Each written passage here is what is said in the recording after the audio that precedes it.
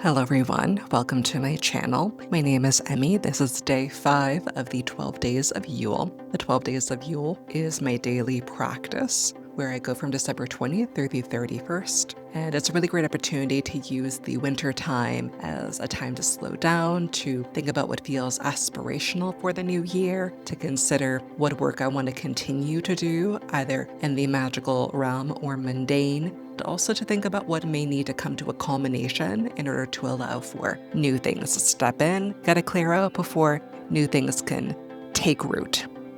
So the way that I've designed this is you can follow along whether you want to do it more as a journaling exercise, as a reflective end of the year exercise. This is also something that I have structured where all of the prompts, all the questions could be used for spellcasting along with me. You could also go about it as more of a discernment exercise if you are a witch, treating it more as a jumping off point, as an area to reflect, get your thoughts in order, so then anything you want to do in 2026 has a bit more clarity behind it. With this being day 5 of the 12 days of Yule, that means that we'll be focusing on 5th housey things. We'll be using throughout this process, as we have done up to now, using the 12 house system of astrology to guide and inform the areas of focus, to give them more structure, and also to add that personal element, especially if you do happen to know your astrological information. It could be even more heavily informed by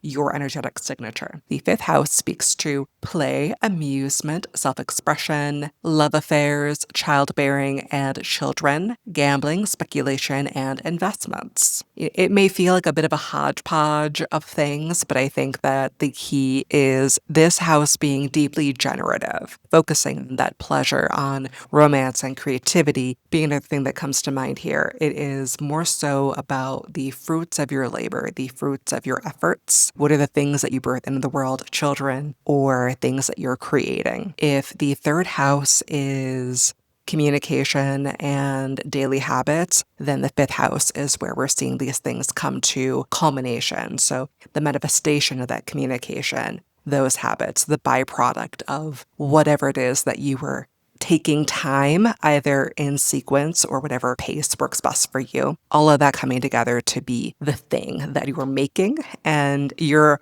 approach to how you're making it. So we want to jump right in. It's Christmas Eve. I'm filming from my husband's office, so we got to get this done. When you hear the word pleasure, what comes to mind? Is it strictly sexual, those connotations? Or is it the daily joys? Is it the creature comforts? Is it embracing pleasure around structure, having structured activities that feel really good, having an agenda gives you something to look forward to, maybe even spontaneity, some degree of that can be really exciting, or it could just make you feel like it's not leisurely because now you no longer have any control over the process. There's also the element of minimalism versus excess, with the 5th house being this very Venusian part of our lives. There is this element of, well, what feels the most luxurious? What feels like you are giving yourself a positive, restorative, sensuous experience?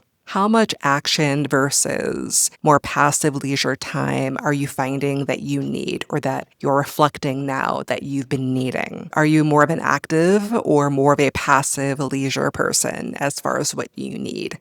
And are you giving yourself the proper ratio of each to make you feel the most satisfied? Some people are more output oriented. Some people need something that is more inward. Are you making sure that you're giving yourself the right balance of these things? Do you consider yourself a romance person? In what way do you consider or not consider yourself inclined to that or enticed by it in any particular way? Romance doesn't have to look like the stereotypical heteronormative roses and milk chocolate and a bunch of other stuff that feels not terribly romantic. It's a very person specific. I have a good friend of mine who is very, very allergic to roses, and I'm also allergic to roses, but for them, they are so allergic that if you were to give them something rose related, whether it is a little bit in an oil or if they're even around them, is nope, no way whatsoever. Really, romance is about this type of intentionality meeting specificity. Romance is actually more so tenderness vulnerability, learning what the other person resonates with, and then making them feel held and making the effort to see that thing through. What does it mean to romance yourself? I love a self date. About a decade ago, I wrote a series called Seduce Me on an old blog that I had. It was a 7-day process where I really was intentional around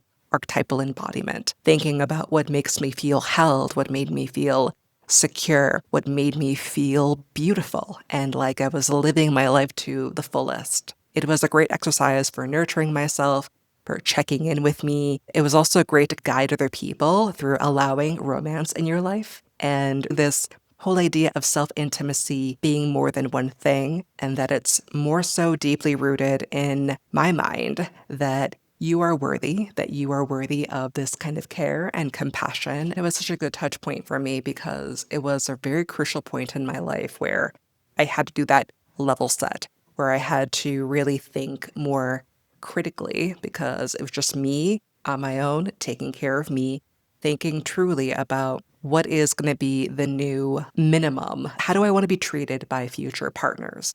They have to meet that standard or exceed it. I think was such a big influence on being able to set the right standards for me with dating that ultimately led to me being able to reconnect with my now husband. So it pays off. It may feel a little bit silly or decadent, but silly and decadent is what I needed, and it's what felt most aligned for me. So do and honor what will work out best for you. Think about your own drive around intimacy. What can you do to cultivate more of that self intimacy? What's your relationship with creativity, but specifically the act of creation? Do you try to preserve your energetic drive? Are you more of the Steve Jobsy archetype where you have a uniform, you're not going to deviate from the uniform because you're like, I need to save up all of my energy, all of my executive function for creation, for creativity, the making. If I have to go and make other decisions about how I look throughout the day, that's only going to take up more of that bandwidth that I need in order to keep making. You could also go about it from the perspective of being generative, being creative, living out your leisure can also be more of a daily activity. There are plenty of people out there who have such beautiful, distinct fashion sense that are able to put a look together, to not just wear their clothing, but to really style it. I've always really respected that. There is this element too where I feel like I live somewhere in the middle at times where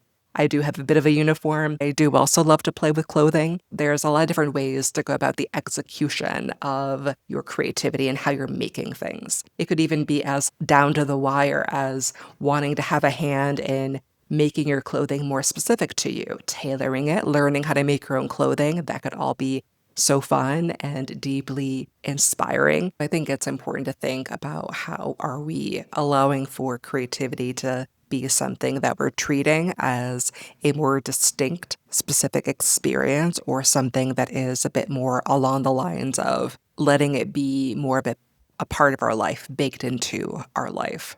Is it time to stop playing it safe? It could be a matter of doing some archetypal embodiment work, adding sigils to your clothing, maybe even adding some planetary energies like my lipsticks. I love to add in solar sigils. You could also do Venusian if you're wanting to bring in a bit more of that sensuousness, that sensuality, feeling like you're embodied. If you're wanting to kind of go more solar, I love, if I'm wearing lipstick, it's because I want to be seen. I don't want to be under the radar. So I do have solar energy baked into my lipstick. Mercurial symbols, if you know that you wearing certain skincare product or wearing a lipstick as a matter of you feeling like, okay, I have to be able to have this be a funnel, treating it almost like your wand in a sense for helping you to get words out, to be like, you know what, I just need to slap on this lipstick and let the words begin to pour out of me. For instance, too, thinking about jewelry adornment is really, really, I think, fifth housey when we're thinking about creativity and how we're wanting to outfit ourselves potentially. I am wearing my Trollbinda labradorite necklace. Labradorite is so, so good for getting that clarity, for your creativity, for banishing fear, enhancing your intuition. So helping everything come back down and also allowing for enough clarity to be able to receive messages from either your highest self or other entities who are just trying to break that barrier with you. Making art as reflective of my perspective, but also speaking to human experience is such a big driving force for my work, for how I've approached art. The downside with that and the generative aspect of the fifth house is if I don't have that, then it's harder for me to get going, to actually go and make the art that I really want to make. Because unfortunately, I have seen it happen where if I'm not compelled to make the art, I'm probably not going to do it. If I don't have a series or something to follow, then it's probably not going to happen. As a result of this, I've really thought critically about, okay, what can I do to help me get things out there? The big one has been ritualizing it. So I do want you to think about what it even means for you to ritualize your act of creation. Because when I tell myself I'm going to sit down, commit to writing, to do the thing, to film, as I have been, I need like a runway to get myself going. And that's also very, very neurospicy, the whole having difficulty with navigating transitions. But if we can magic and executive function our way into making something happen, we're going to do it. If it's working, that's what matters. Typically, how I'll approach it is I'll sit with an idea, or maybe I know that I want to be creative, but I got to just go. I got to get myself in that headspace. Then this ritual does give me a prompt. So I'll sit with my spelled oil potentially. Maybe I'll anoint myself. I'll anoint my workspace. Maybe I'll make an offering to a deity, especially if it is in veneration of them. The hyper sigils that I go and make for my community on Patreon, it's supposed to be monthly. It's been a crazy last few months. It's going to go back to monthly in 2026. But that is something that is designed for community protection. And the materials I use are consecrated with mercurial elements, with the power of Hermes. So thinking about all these different elements are very, very helpful. And I love to do a card pull as well, because it can help me focus the idea that I already have. If I have no idea, then I know, okay, we can begin with this and see what happens from there. I just have to sit down and do it now. That is like the command. So I'll leave it on my desk, and then I'll allow for the work to begin to funnel through me and go from there. As I touched on with the third day of Yule, creativity loves parameters. It loves a container. Sometimes less is more, and I find that this process can be so deeply helpful for allowing for that less is more to be able to help me make something that either was along the lines of what I knew I wanted to create or something so different. Children, do you like them? Do you have them? Do you have young people that you have been tending to in some way? I think it's important, regardless of how we're showing up for the young people in our lives, to reflect on parentage, to think about how are we showing up for our young people as it pertains to how we have been treated? Where do we want to be cycle breakers? I had a lot of complexes about what was okay to like growing up, and I've taken a lot of effort to not project that onto my nephew, because honestly, it really did squash my creativity, and I think it further reinforced that problem I was noting before, where I can have difficulty with creating for the sake of creating. I'm still working on pushing through and not just having this mindset of I need to create for people's approval. I enjoy making to make, and if it resonates, great. If not, we're going to keep going. The key is to keep making. The other mindset I've had as it pertains to children is only really interject and offer a please don't do that if it's truly life-threatening. So if it's life-threatening, I will, of course, step in. If it's like him being very into werewolves, that's not hurting anybody. And you know what? I have always been drawn to the darker things, and people wanted to give me shade for that growing up, or to be like, well, you draw such pretty dark things. If I wish you would make a pretty angel. And I'm like, you know what? No. If Guillermo del Toro and Robert Eggers are allowed to make beautiful, gothic, lush, dark grotesqueries, I'm going to go do me. No one's going to tell me what to do anymore. And neither should you. Don't let people tell you what to do either. If you are an altar person, I think this could be a great area of your practice to focus on inner child healing. Make an inner child altar. It could be super small. It could be that you're also dedicating an altar to generating more of your own joy. part of that could be baked into that inner child work, or it could be separate from that. Either way, think about dedicating yourself to some needed healing, to calling in more pleasure, about whatever you're trying to set aside time to dedicate in this specific way. Make sure that you are keeping it alive, tending to it. Otherwise, the reality with altars is you have to keep working it so it keeps working for you. And to round things out, I want you to think about how can you make more room for your hobbies this year. I know that I'm very objective oriented still, which is something that I am making a goal of working on, that I have been working on actively. This is part of why I did let myself monetize the whole candlestick thing that I've been doing. I love to make hand-dipped beeswax candles.